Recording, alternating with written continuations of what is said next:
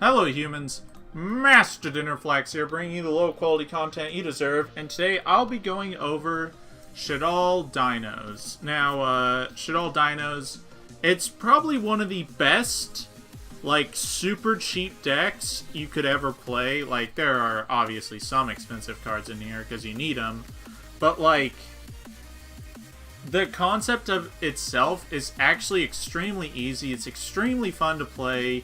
You're not filling your extra deck up with like $60 Link monsters, so it really is a budget deck. The only thing that's expensive are the mandatory hand traps you need in the deck. But you need them because this is absolutely a going second deck. And I wanted to give you a template of what you could do. So, first off, probably the most important hand trap in here, because you're always going second, is Triple Gamma with the driver. Now, this is the most powerful hand trap to resolve going second, because, like, yeah, it doesn't play around mid-breaker field, but if they don't have it, they've lost way too much momentum because of this card. Not only do they lose the effect, but they lose the body, which is both Ogre and Valor at the same time. And you can also use this when going second if you're trying to resolve a Shaddoll fusion. They try to Ash Blossom, well, you just scammer them, and you make it a... Well, if you're trying to resolve Shaddoll Fusion, you obviously won't make a Synchro, but you'll have like a 2500 on board, and you get to Shaddoll Fuse, which is really, really powerful. So, yeah, 3 of those, 3 Ash Blossom and 3 Bell. These are the ones I think are the best, because they play around mid-breaker for this deck, and their attributes are also really good in this deck because of Shaddoll Fusion. Now, if you don't want to spend $60 on this card, that's fair. You could go with Effect Veiler or Ghost Ogre. Effect Veiler you always want to play over Impermanence in this deck because double Evolution Pill. So, like, even if you have the money for Impermanence, you don't actually want to play it, which is kind of funny. So, yeah, 3 Ash, 3 Mansion. I just wouldn't play a deck without these cards in it, without this card in it. But Ghost Spell, yeah, I can totally understand if you don't want to play it, because even if you have the money, it's kind of lackluster sometimes. So for the small Shaddoll engine, we got 1 Hedgehog, 1 Dragon, and 1 Beast. The Hedgehog is here for making any Shaddoll that isn't Winda. So I got, you'll see in the extra deck in a moment, but their effects need you to discard a Shaddoll to work. And, like, you can just go Hedgehog and one of their attributes, and then grab Beast, and once you negate their thing, you get a draw out of it as well. So that's pretty cool. And not to mention, drawing these with Shaddoll Fusion is fine, because I have so many extra attributes. But even just drawing them with a way to Tyranno is fine, because it makes the Book of Eclipse into an extra bonus effect, I guess. So that's pretty cool. 2 Tyranno. I don't really feel that you need 3. 3 seems really overkill, because you don't really want to draw it. You want to either search it or pill it out of the deck. Like, otherwise it's kind of eh. And not to mention, the card itself is kind of falling out of favor, because you really... Like, against Sky Striker, it has no effect. It's a 3500 big boy. But, like... That's not that powerful against them. But against everything else, it's amazing. But against Sky Striker, like... So I'll just get to that when we get there. So we got 3 Oviraptor, the best card in the deck. The most important card. It's why you're playing triple Fossil Dig, just to see this. So it's really important. And then the reason there's 2 of this in there is because this is far better against Sky Striker. Because... what it does is it just destroys itself to negate one of their spells, and then afterwards it gets you to the next Dino, which is really, really good. When I say next Dino, I mean the next pill, which is really important, so you can capitalize on what they lost and then push for Tyranno that way. And then we got 2 Giant Rex that has synergy with Gold Sark, Evolution Pill, Miscellaneousaurus, which is the next card. Just great card in here. It's also an Earth, which is a really good attribute.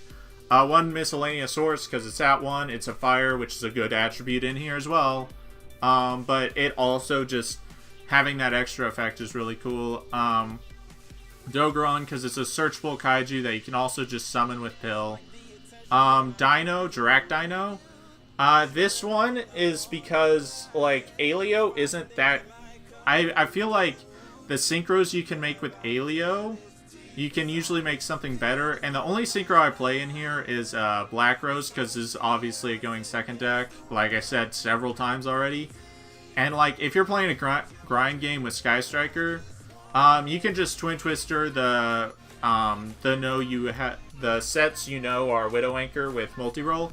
And once you get those out of the way, you make Black Rose, and you can kind of just blow them out, which is really important against that deck. Because you just, like, you're not trying to grind out anyone, you're just trying to kill them as fast as possible.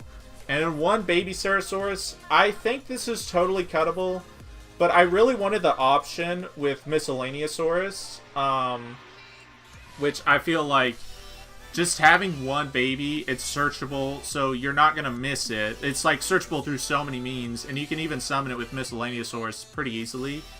So it didn't feel like it would be missed. Like, I didn't want to miss it, but I didn't want to draw it. I guess that's why I'm playing one. So yeah, one of those. For the spells, triple Twin, triple Shaddoll, triple Fossil Dig, double Gold Sark, which is just more copies of Giant Rex to get on field.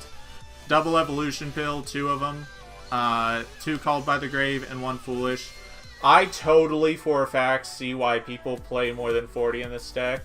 Because there's just so many, like, things that you need to play in a way. Like the Dino engine, you kind of want to play multiples of a lot of their cards. And if you're trying to cut it down to 40, you're going to start cutting necessities. And it defeats the purpose of making your deck smaller if you're cutting the things you're trying to draw. So that's why it's at 42. And, like, I would say there's probably around a 40 to 44 card range that I'd be comfortable with playing this specific deck, which would be fine. But I wouldn't go above more than 40, because then you just start playing cards that lose to hand traps, and you don't really want to have to deal with that. Well, more than the 40-ish mark, I meant. Side deck isn't even real. There's not even full cards in it. Just, like, if you don't want to play, like, the Bells, you can play Valor or Ogre. They kind of do the same thing, except you can't play around Midbreaker Field. But, like I said with Valor, it's actually better in here than in Permanences, because you need the body for Pill. Extra deck, 2 Winda for when you do kind of want to play a grind game, let your opponent overextend, and you just kill them with a dinosaur. That's what 2 is for. 1 check. When you're fusion summoning this, you're usually sending Giant Rex or a Hedgehog, because then that gets you Beast to your hand and you can negate a special summon monster effect. And then Krista, at first I thought it would be really bad, but as it turns out, like, no one's really liked this card before, ever. Even when Shaddolls are big, no one's really liked this card. But the application of having a Shaddoll monster that acts as Solemn Strike against Sky Striker seems really good to me. That's why I wanted to try this. And it seems okay. Because you can also just Shaddoll away the next 2 cards, which is Logia and Dolka, which are complete necessities in here, I feel. 1 Baguska. You could actually cut this for another level 7 synchro. I think this card's awful. But if you need it, I guess it's there, but I don't like it. I think any situation where you're like, I'm losing, it's literally, as it says, plan B, because you have to be losing, and your opponent needs to be in a position where they can win anyway. But if you're doing that, you're not actually winning. You're just, like, delaying the inevitable, which you could instead make a monster that puts you back in the game rather than something that just stalls. I don't know. Yeah. 1 Tornado Dragon. This one's pretty good. Like, most of your cards are actually rank 4s. You play almost no links because you just don't need them. And not only do you not need them, you don't really want a bunch of links in here, because that requires getting rid of too many monsters to do too little. Like, there isn't like a link to Dino, which is really strange.